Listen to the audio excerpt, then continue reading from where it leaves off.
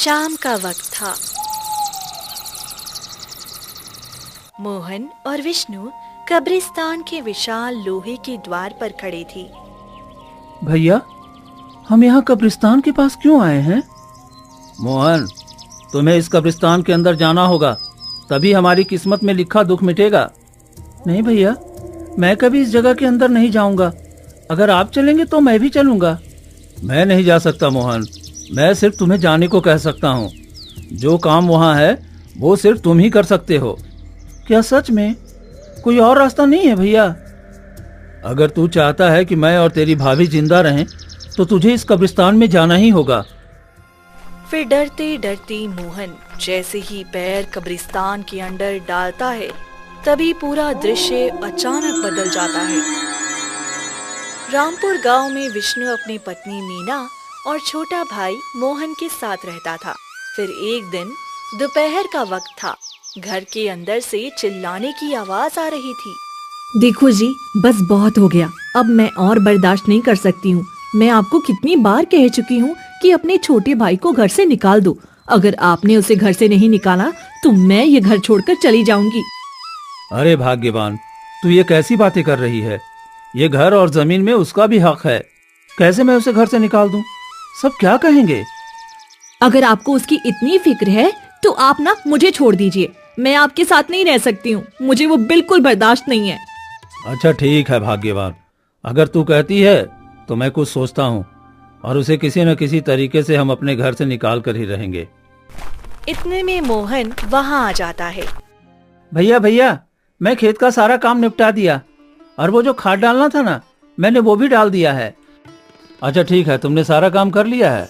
देख, घर का जलावन भी खत्म हो गया है, तो जाकर जंगल से लकड़ियाँ ला दे ताकि शाम का चूल्हा जल सके। ठीक है भैया, पर मुझे भी बहुत भूख लगी है। कुछ खाने को मिल जाता तो मैं चला जाता। घर में खाना खत्म है और वैसे भी जलावन नहीं था तो खाना कैसे बनता? पहले लकड़ियाँ लेकर आओ, फिर खाना बनाऊंगी। मोहन उदास होकर चल देता है। अरे, तुमने ये झूठ क्यों बोला? घर में खाना तो पूरे 4 लोगों का पड़ा है।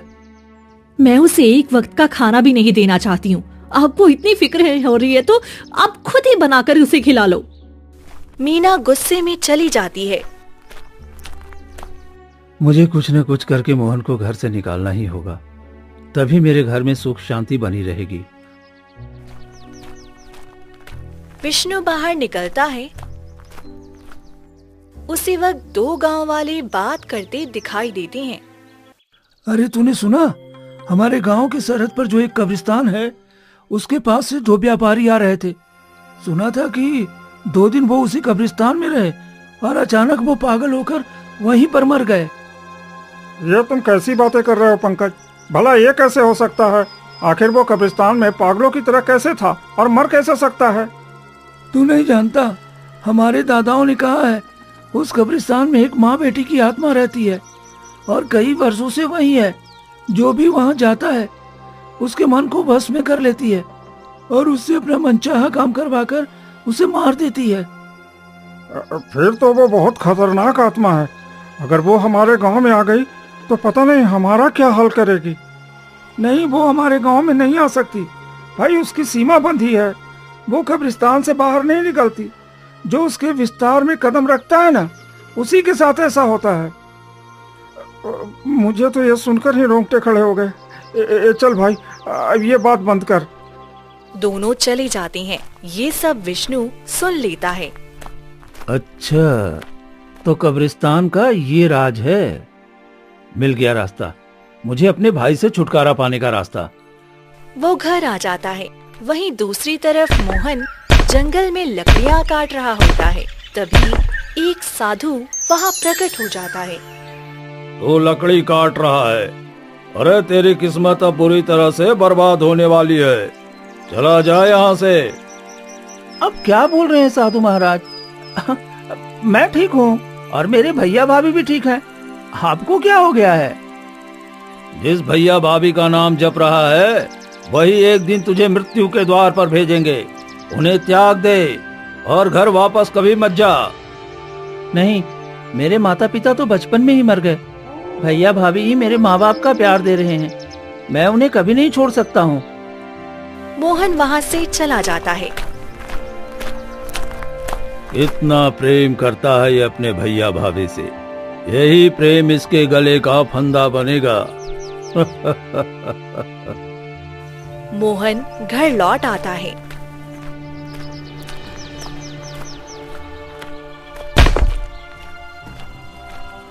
भैया ये देखिए, लकड़ियाँ ले आया हूँ। इस बार ज्यादा ही ले आया ताकि कई दिनों तक काम आएंगी। ठीक है, अच्छा किया। अब चल खाना खा ले, और भी काम है। मीना एक रोटी और सूखा प्याज रख देती है। भाभी सब्जी नहीं है, प्याज के साथ रोटी कैसे खा पाऊंगा? सब्जी खत्म है और खरीदने के पैसे भी नहीं है। अगर खाना है तो खा, नहीं तो भूखे रहो। मीना गुस्से में चली जाती है। मोहन तू बुरा मत मान, भाभी का स्वभाव बस थोड़ा तेज है। ले खा ले, और उसके बाद मैं एक काम बताऊंगा, लेकिन किसी से कहना मत। नहीं भैया, मैं किसी को नहीं बताऊंगा। बताइए ना क्या करना है। कल सुबह मेरे पास आ जाना। विष्णु कमरे में जाता है। क्या बात कर रहे थे? उसे कल सुबह क्यों बुला रहे हो? तुम हमेशा चाहती थी ना कि मोहन को खुद से दूर कर दूं, उसे घर से निकाल दूं, तो मैं सब तैयारी कर चुका हूं। कल के बाद वो कभी हमारे आसपास नहीं भटकेगा। क्या सच में ऐसा करने वाले हो? बताओ तो सही। वो गांव वालों से सुना है कि गांव की सीमा पर जो कब्रिस्तान है, वहां जो भी कदम रखता है वो 2 दिन में मर जाता है। हम कल मोहन को उसी कब्रिस्तान में भेजेंगे, बस देखते जाओ। ये तो बहुत खुशी की बात है। मुझे बेसब्री से कल का इंतजार रहेगा। दोनों सो जाते हैं। उधर मोहन, हे भगवान, मेरे घर की हालत कितनी खराब है। मुझे ये सूखा खाना भी नहीं खाया जा रहा। पता नहीं भैया भाभी ने कैसे खाया होगा। मुझे और मेहनत करनी है ताकि उन्हें अच्छी जिंदगी दे सकूं। अगली सुबह होते ही मोहन उठ जाता है और विष्णु के पास जाता है कि इतने में ही जमींदार आ जाता है और जोर जोर से चिल्लाने लगता है। अरे विष्णु, अरे क्या कर रहा है? चल उठ, घर के बाहर आ। अगर तूने इस बार मेरे पैसे नहीं दिए ना, तो देखना मैं तेरी पत्नी को उठाकर ले जाऊंगा और उससे घर का सारा काम करवाऊंगा। तभी विष्णु घर से बाहर आता है। क्या हुआ जमींदार साहब, आप क्यों परेशान हो रहे हो? अरे तुम्हें याद नहीं है क्या? हाँ, तुमने पिछली बार मुझसे कर्ज लिया था और कहा था कि इस बार तुम फसल बेचकर मुझे सारा कर्ज चुका दोगे, लेकिन तुमने इस बार भी मेरा पैसा वापस नहीं दिया है। नहीं, ऐसा मत करिए, मैं आपके पैसे चुका दूंगा। बस हमें कुछ समय का मोहलत और दे दीजिए। मैं तुम्हें बस 2 दिन का और वक्त दे रहा हूँ। अगर 2 दिन के अंदर तुमने मेरे पैसे वापस नहीं किया तो देखना तुम्हारी पत्नी मेरी हवेली पर होगी। नहीं, आप ऐसा नहीं कर सकते हो। मेरी भाभी को आप नहीं ले जा सकते। मैं आपके सारे कर्ज चुकाऊंगा, चाहे इसके लिए मुझे जो भी करना पड़े। यही सही वक्त है। अब मुझे थोड़ी प्यार से बात करनी चाहिए, तभी ये जाने के लिए उस कब्रिस्तान में तैयार होगा। ठीक है, मैं जाता हूँ, लेकिन 2 दिन के बाद फिर मैं वापस लौटूंगा। इतना कहकर जमींदार वहाँ से चला जाता है और विष्णु वहीं पर जमीन पर बैठकर रोने का नाटक करने लगता है। हे भगवान, मैं कैसा आदमी हूँ। मैं अपने ना भाई का ध्यान रख पा रहा हूँ, ना ही अपनी पत्नी का ध्यान रख पा रहा हूँ। मेरे जैसा नालायक पति होने और न होने से कोई फर्क ही नहीं पड़ता। हे भगवान, मुझे उठा ले भगवान, मुझे उठा ले। नहीं भैया, ये आप कैसी बातें कर रहे हैं? आपको कुछ नहीं होगा, मैं वो सारा पैसा चुका दूंगा। 2 दिन में हम वो पैसे कैसे चुकाएंगे? मुझे बचा लो मोहन, मैं जमींदार के साथ नहीं जाना चाहती हूँ। मुझे नहीं जाना है, मेरी रक्षा करो। मैं क्या करूं भैया? अगर कोई उपाय है तो बताइए, मैं वो करने के लिए तैयार हूँ। भाई, मुझे एक चीज का पता चला है। हमारे गांव के सरहद पर जो कब्रिस्तान है ना, उसी के नीचे एक कब्र होगा। उसी के नीचे ढेर सारा खजाना छुपाया गया है। हमारे राजा ने अपना खजाना सुरक्षित रखने के लिए उस कब्रिस्तान में छुपाया है। मुझे ये पता चला एक गुप्तचर से। अगर तू किसी तरह से उस खजाने को ले आता है तो हमारी ये सारी मुश्किलें दूर हो जाएंगी। हम जमींदार का पैसा भी दे देंगे, हमारी पत्नी भी बच जाएगी और हमारी ये सारी गरीबी भी दूर हो जाएगी। लेकिन मैं क्या करूं? मैं चाह कर भी नहीं जा सकता। अगर मैं गया तो सभी को शक हो जाएगा और मुझे इसकी कड़ी सजा मिल जाएगी। अगर तू गया तो मैं ये बात किसी को नहीं बताऊंगा और फिर हमारी सारी परेशानियां दूर हो जाएंगी। हाँ मोहन, अब हमारी उम्मीद सिर्फ तुमसे ही है। अगर तुम नहीं गए तो पता नहीं हमारे साथ क्या होगा। तुम मेरे बेटे जैसे हो, अपनी माँ की रक्षा के लिए इतना तो कर ही सकते हो। भाभी, मैं आपको और भैया को कुछ नहीं होने दूंगा। मैं जरूर जाऊंगा। इतना कहकर मोहन वहाँ से निकल पड़ता है। तभी विष्णु और मीना जोर जोर से हंसने लगते हैं। देखा मीना मेरी चाल? मैंने ही जमींदार को धमकी देने के लिए कहा था। इसके बदले में जमींदार को पूरे 1000 रुपए दिए हैं। अब देखो मेरा काम कितना आसान हो गया। आपने इतने बड़े जमींदार को यह नाटक करने के लिए मना कैसे लिया? अरे तू नहीं जानती, जमींदार मेरा बहुत अच्छा दोस्त है। अरे हम दोनों बचपन के लंगोटिया यार हैं, तो ये मेरे लिए तो इतना कर ही सकता था। अब देखो ना, न चाहकर भी उस कब्रिस्तान के पास मोहन जरूर जाएगा और फिर हमेशा हमेशा के लिए हमें उससे छुटकारा मिल जाएगा। मान गए जी आपके शैतानी दिमाग को। मैंने तो सोचा था कहीं सच में आपने जमींदार से कर्ज लिया होगा, इस वजह से वो ऐसा कर रहा है। नहीं, मैं कर्ज भला क्यों लूंगा? अरे हमारे पास इतनी जमीन है, घर है, फसल होती है। अब ये सारी जमीन, ये सारा घर और जितना माँ का जेवर है ना, वो सब अब तुम्हारा है। अब तो तुम खुश हो ना? हा? हाँ हाँ जी, क्यों नहीं, खुश रहूंगी। भला इतना खुशी का तोहफा आपने मुझे दिया है, मैं खुश क्यों नहीं रहूंगी। दोनों जोर जोर से हंसने लगती हैं। वही मोहन चलते चलते कब्रिस्तान के द्वार पर पहुंचता है। अच्छा, तो यही कब्रिस्तान है। अब मुझे वो खजाना ढूंढना होगा। लेकिन ये कब्रिस्तान इतना सुनसान कैसे लग रहा है? जैसे कोई यहाँ बैठकर रो रहा हो, पर कोई नजर नहीं पड़ रहा है। अरे उससे मुझे क्या, मुझे तो बस खजाना लेना है। मोहन अपने पाँव कब्रिस्तान में रखता है। तभी तेज आंधी और तूफान चलने लगता है और सामने एक पेड़ के नीचे एक सफेद कपड़ों में बैठी लड़की फूट फूट कर रो रही होती है। अरे ये कब्रिस्तान में एक लड़की क्यों रो रही है? वो भी इतनी शाम को कब्रिस्तान में रो रही है। जरूर कोई बात है, मुझे जाकर पूछना चाहिए। मोहन उसके पास जाता है।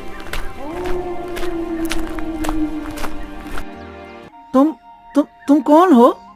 इतनी शाम को यहाँ क्या कर रही हो और रो क्यों रही हो? मेरा नाम माया है और मेरे पिताजी मर गए हैं। इस दुनिया में मेरा कोई नहीं है। इसी वजह से मैं अपने पिताजी की कब्र के पास आकर हर शाम रोती हूँ।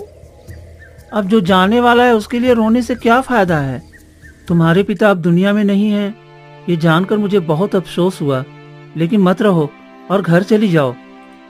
मेरा कोई घर नहीं है, मैं कहीं नहीं जाना चाहती हूँ। क्या आप मुझे अपनी बहन बनाओगे और क्या आप मेरा भाई बनोगे? क्योंकि मेरा इस दुनिया में कोई नहीं है और मुझे भाई का बहुत शौक भी है। हाँ, क्यों नहीं? एक भाई बना, ये तो गर्व की बात है। बताओ, मैं तुम्हारे लिए क्या कर सकता हूँ? मुझे आपके साथ आपके घर जाना है और आपकी बहन बनकर जीना है। मेरी यही इच्छा है। ठीक है, मैं तुम्हें अपने साथ अपने घर ले जाऊंगा। वैसे आपका कौन है? मैं एक तरह से अनाथ भी हूँ और एक तरह से नहीं भी हूँ। मेरे माता पिता इस दुनिया में नहीं हैं, लेकिन मेरे एक भाई भाभी हैं जो बिल्कुल मुझे माँ पिता की तरह प्रेम करते हैं। तुम चलो, तुम्हें भी खुशी खुशी अपनाएंगे और तुम्हें भी एक बहन का प्यार मिलेगा। ठीक है, मैं जाने से पहले अपनी माँ से पूछ लेती हूँ। तुम्हारा इस दुनिया में कोई नहीं था, और फिर तुम कह रही हो कि अपनी माँ से पूछ लेती हूँ। ये तुम्हारी माँ कैसे आ गई? मेरी माँ है, पर उन्होंने मुझे घर से बाहर निकाल दिया है और वो मुझे अपनी बेटी नहीं मानती। लेकिन फिर भी कहीं जाने से पहले मैं उनसे पूछती हूँ। अरे ऐसी कौन सी पत्थर दिल है जो एक बेटी को अपनी बेटी नहीं मानती? सच में तुम्हारे साथ बहुत बड़ा अन्याय हुआ है और तुम सच में अपने आप को अनाथ समझ रही होगी। वैसे कहाँ है तुम्हारा घर? चलो चलते हैं। बस यही कब्रिस्तान में ही है, उधर थोड़ा अंदर चलो, फिर मेरी माँ का घर मिल जाएगा। कब्रिस्तान में है तुम्हारा घर?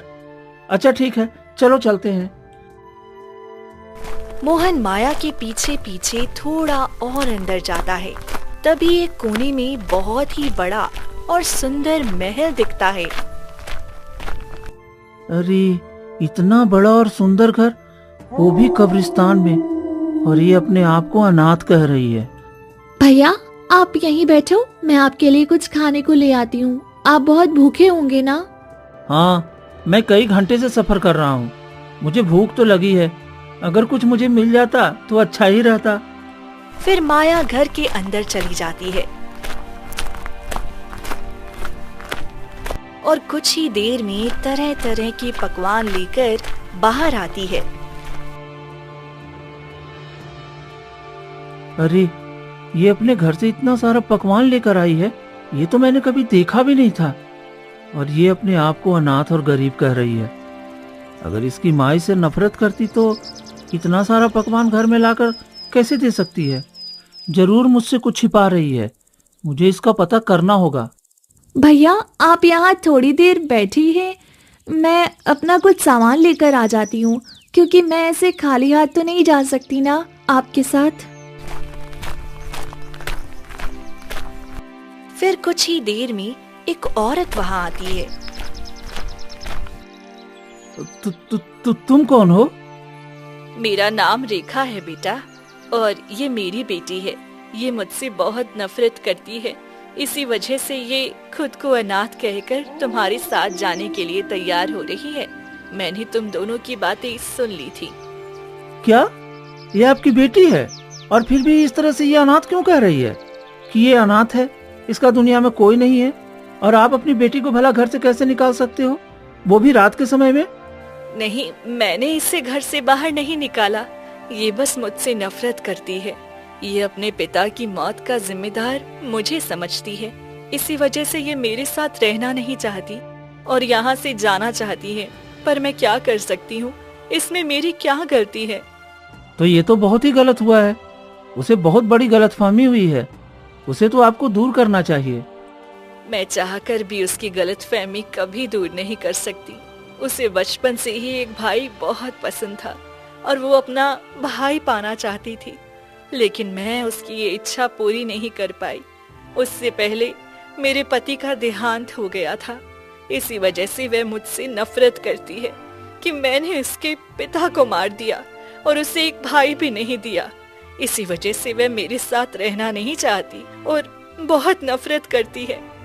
बेटा तुम अभी यहीं आराम कर लो, क्योंकि देखो इससे आगे जाओगे तो रात का समय, और रात के समय कब्रिस्तान के बाहर नहीं जाना चाहिए, क्योंकि कब्रिस्तान के अंदर सुरक्षित रहता है और इसके बाहर जाते ही पता नहीं क्या क्या घटना तुम्हारे साथ हो जाएगी।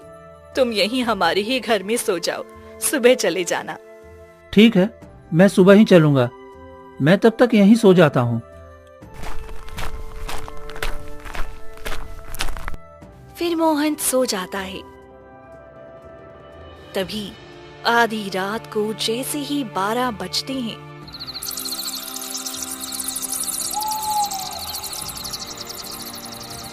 महल अचानक से गायब हो जाता है और रेखा और माया दोनों अपना भयानक रूप ले लेती हैं और जोर जोर से हंसने लगती हैं।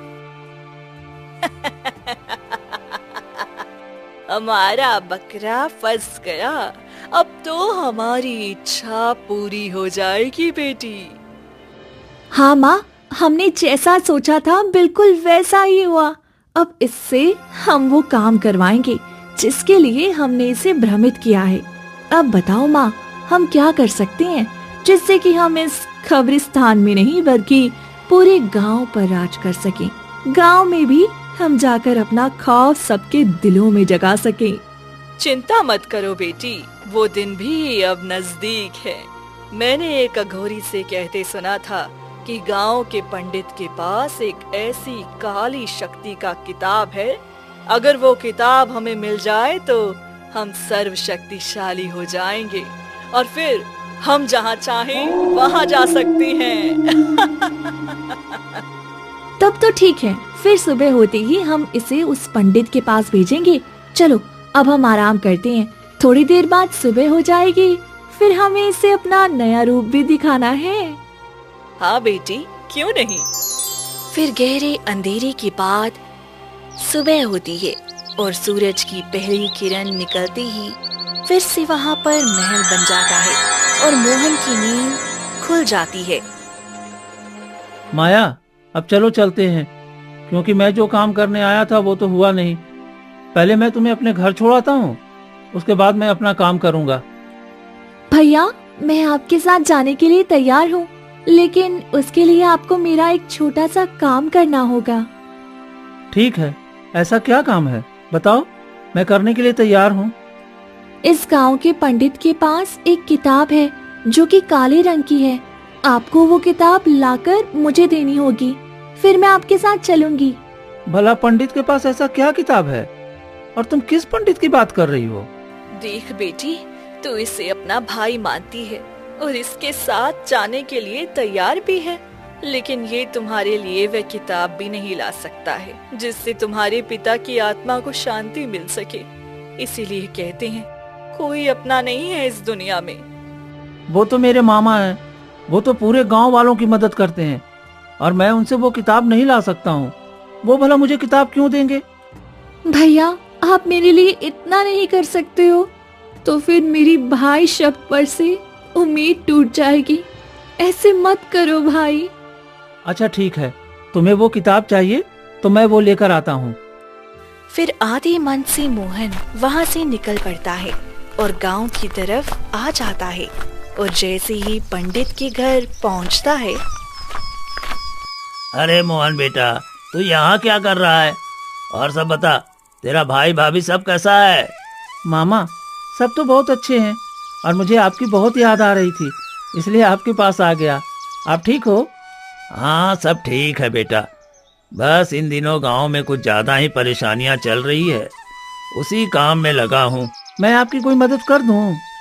हाँ, बस देख ले, मेरे अंदर जो कुछ किताबें हैं उन किताबों को ठीक करके रख दे, क्योंकि मुझे अभी जमींदार के पास जाना है और उसके बेटे का नामकरण भी करना है, तो मुझे आने में थोड़ा वक्त लग जाएगा।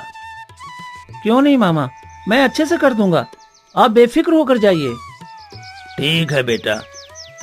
फिर पंडित चला जाता है। यही सही वक्त है, मुझे जल्दी से वो काली किताब ढूंढना होगा।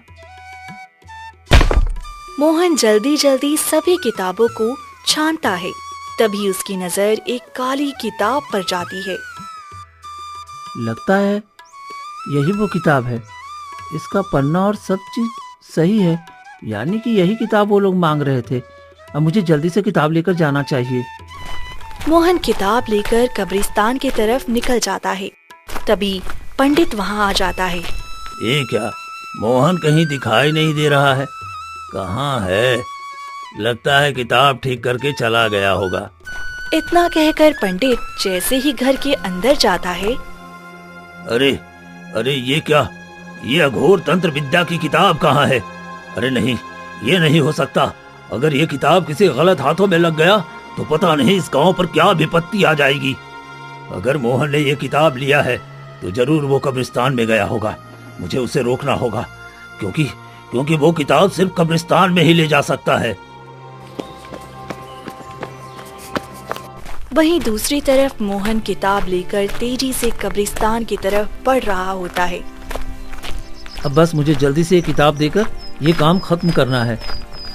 और जैसे ही मोहन कब्रिस्तान में पांव रखने वाला होता है कि तभी पंडित सामने आकर खड़ा हो जाता है। अरे रुक जा मोहन, ए तू क्या कर रहा है? मामा जी, आप यहाँ? क्या हुआ? सब ठीक तो है ना? तुम ये तंत्र विद्या का किताब लेकर कब्रिस्तान में क्यों जा रहे हो? तंत्र विद्या की किताब? ये आप क्या कह रहे हैं मामा? अरे तुम्हारे हाथों में जो किताब है ये कोई साधारण किताब नहीं है, ये तंत्र विद्या की किताब है। अगर किसी गलत हाथ में चला गया तो इस पूरे गांव और आसपास के राज्य पर बुरा असर पड़ेगा। सारी कब्रिस्तान की शैतानी ताकत जाग जाएगी। नहीं नहीं, मुझे ये सब नहीं पता था।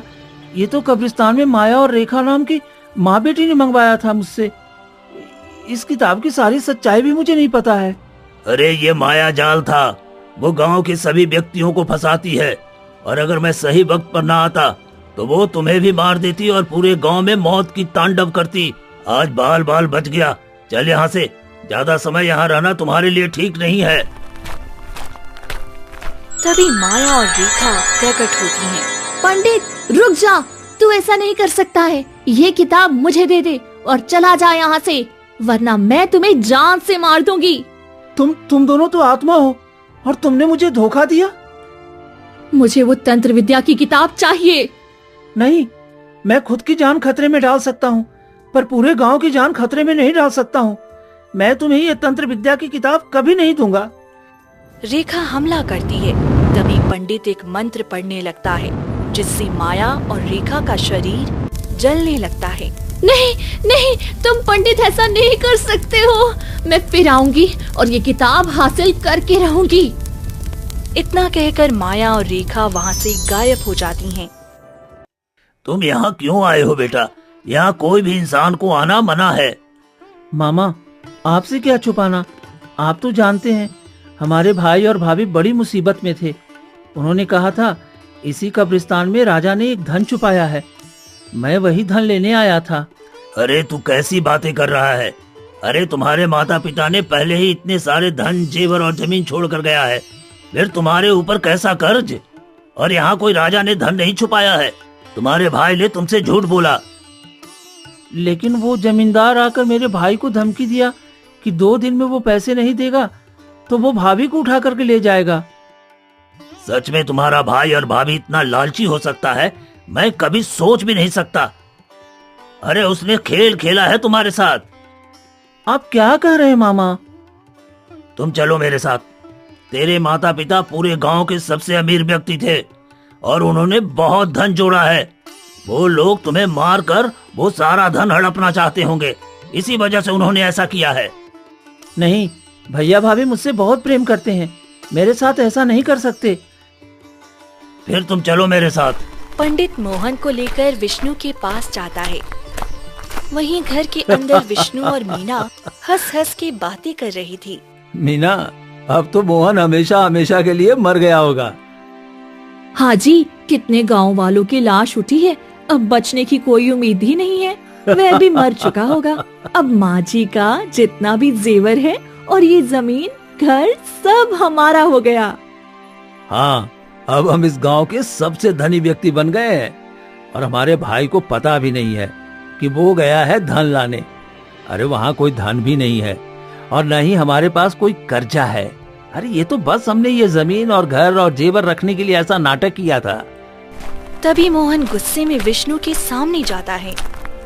भैया भाभी, आप दोनों को बिल्कुल भी शर्म नहीं आई? आप दोनों ने हमारे साथ इतना बड़ा खेल खेला। अगर आप लोगों को धन और जेवर चाहिए था तो आप पहले एक बार मुझसे कहकर देखते, मैं खुशी खुशी धन और जेवर दे देता। लेकिन आपने मेरा विश्वास तोड़ा, मुझे कहीं का नहीं छोड़ा। मैं आपको कभी माफ नहीं कर सकता, कभी नहीं। सच में विष्णु, तू एक बड़ा भाई होकर इतना घिनौना काम करेगा, मुझे भी यकीन नहीं था। शुक्र है कि मैं मोहन को सही सलामत बचा लिया। मामा जी, मुझे माफ कर दीजिए, मुझसे गलती हो गई, मैं लालच में आ गया था। माफी क्यों मांग रहे हो जी? हमने मेहनत किया है और हमने ये सारा धन बचा के रखा है, तो ये हमारा ही है। हम इसे पाने के लिए जो भी किए उसमें हमें कोई अफसोस नहीं होना चाहिए। मेरी बहन ने एक वसीयत बनाकर मुझे दिया था कि अगर दोनों भाई में झगड़ा हो तो मैं वो वसीयत मोहन के नाम कर दूंगा। अब कानूनी तौर पर मोहन को वो वसीयत मिलेगी, जिससे कि जितने भी जमीन और जेवर हैं मेरी बहन की, सब पर मोहन का बराबरी का अधिकार होगा। मोहन, चलो, अब तुम्हें इस घर में रहने की जरूरत नहीं है। तुम मेरे साथ मेरे घर में रहोगे जब तक तुम्हारा बंटवारा ना हो जाए।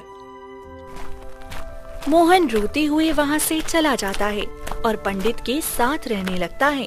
कुछ दिन में बंटवारा होने के बाद दोनों भाई में बराबर बराबर सभी चीजें बांट दी जाती हैं और गांव की एक अच्छी लड़की देखकर शादी करके मोहन खुशी खुशी रहने लगता है।